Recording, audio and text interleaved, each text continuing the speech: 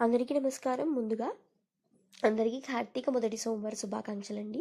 ఈరోజు మనం కార్తీక పురాణంలోని 6వ అధ్యాయం గురించి చెప్పుకోబోతున్నాం. ఇందులో వచ్చేసి కార్తీక దీపదాన మహిమ. వశిష్ఠ మహర్షి తిరిగి చెప్పడం ప్రారంభిస్తాడు. ఓర్జనక, ఈ కార్తీక మాసమంతయు శివకేశవులకు పంచామృత స్నానము చేయించి భక్తితో పూజించిన వాడు అశ్వమేఘ యాగము చేసినంత ఫలాన్ని పొందుతాడు. అదేవిధంగా ఈ మాసమంతా దేవాలయములందు దీపారాధన చేసేవాడు కైవల్య పదాన్ని పొందుతాడు. దీపాదాన విధానము.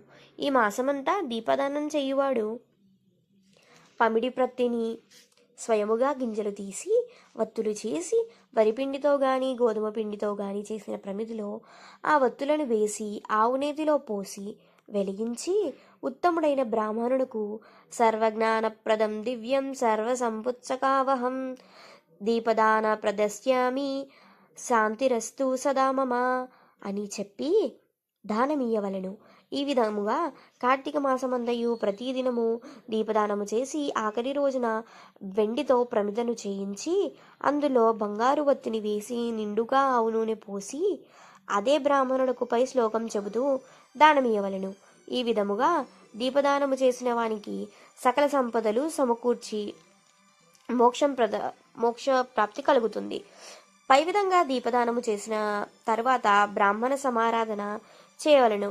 పెద్ద ఎత్తున సమారాధన చేయలేని వారు తమ శక్తికి తగినట్లు కనీసం 10 మంది బ్రాహ్మణులకు భోజనం పెట్టి దక్షిణతో కూడిన తాంబూలాలను ఇవ్వవలను. విద్యాభివృద్ధి, ఆయుర్వృద్ధి, సిరి సంపదలు కోరువారు స్త్రీలు గాని పురుషులు గాని పై దీపదాన విధిని ఆచరించడం మంచిది అని చెప్పి ఈ విషయమై జనకునకు ఒక కథ చెప్పడం ప్రారంభిస్తాడు వశిష్ఠుడు. స్వర్గం పొందిన వితంతువు కథ. పూర్వము ద్రవిడ దేశంలో ఒక గ్రామంలో ఒక స్త్రీ ఉండేది. పెళ్లి అయిన కొద్ది రోజులకే భర్త చనిపోయిన ఆమె సంతానం కానీ బంధువులు కానీ లేనందున దాసీ పని చేస్తూ కాలం గడుపుతూ ఉండేది. ఇతరుల ఇళ్లల్లో దాసీగా ఉంటున్న ఆమెకు వారి సంతోషం కొద్దీ ఏవైనా వస్తువులు ఇచ్చినప్పుడు వాటిని ఇతరులకు హెచ్చు ధరకు విక్రయిస్తూ వాటిపై వచ్చిన డబ్బును హెచ్చు వడ్డీలకు తిప్పుచూ సొమ్మును కూడబెట్టుకొని జీవిస్తూ ఉండేది. బిచ్చగాడికి గుప్పెడు బియ్యం కూడా పెట్టని ఆమె దైవ పూజలను గాని ఉపవాసములు గాని చేసేది కాదు. వ్రతములు తీర్థయాత్రలు చేసే వాళ్ళను కూడా హేళన చేస్తూ కాలం గడిపేది. ఇది ఇలా ఉండగా ఒకరోజు శ్రీరంగానికి బయలుదేరిన ఒక బ్రాహ్మణుడు ఈ స్త్రీ ఉన్న గ్రామానికి వచ్చి అక్కడ ఒక సత్రంలో బస చేస్తుంటాడు. అతడ గ్రామమందలి విషయములు తెలుసుకున్నవాడై ఆ పీసినారి వితంతువుతో, అమ్మా, మన శరీరము నీటి బుడగల్లాంటివి, ఇవి అశాశ్వతం.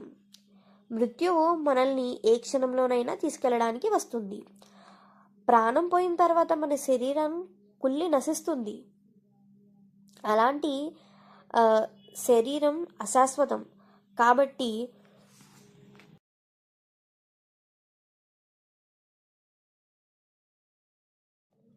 ఈ శరీరం నిత్యమని శాశ్వతమని నువ్వు భ్రాంతి చెందుతున్నావు. అగ్నిని చూసిన మిడత దానిని చూచి తినవలను అని అందులో పడి మసవుతుంది. అదేవిధంగా మానవుడు కూడా ఇతను శాశ్వతమని నమ్మి అజ్ఞాన అంధకారంలో కొట్టుమీడుతుంటాడు. తాను తినక ఇతరులకు పెట్టక దాచి ఉంచిన సొమ్ము నశించిపోవును.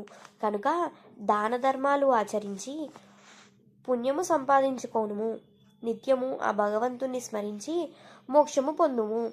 రానున్న కార్తీక మాసమంతయు ఉదయమునే లేచి నదీ స్నానం చేసి భగవంతుడిని పూజించి దీపదానము చేసి బ్రాహ్మణులకు భోజనం పెట్టినచో రానున్న జన్మలో పుణ్యవతివై జన్మిస్తావు అని హితువు చెప్తాడు.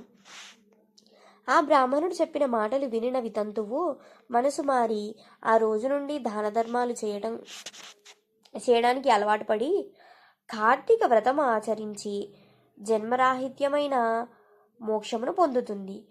6వ అధ్యాయం సమాప్తం. చూశారు కదండి. ఇదివరకు కథలో కూడా మనము ఈ పురాణాన్ని చదవడం వల్ల మనకి ఎంతో నీతి తెలుస్తుంది. కాబట్టి ఒక్కొక్క కథలో ఒక్కొక్క నీతి ఉంది. అలాగే ఈ కార్తీక పురాణము పారాయణం చేసిన లేదా ఇతరులకు వినిపించినా కూడా మనకు ఎంతో పుణ్యం ప్రాప్తిస్తుంది.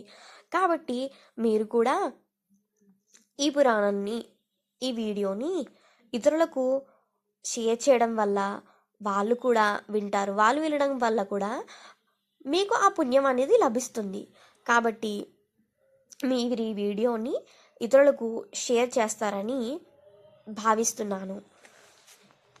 So thanks for watching. Please do like, share and support. Thank you.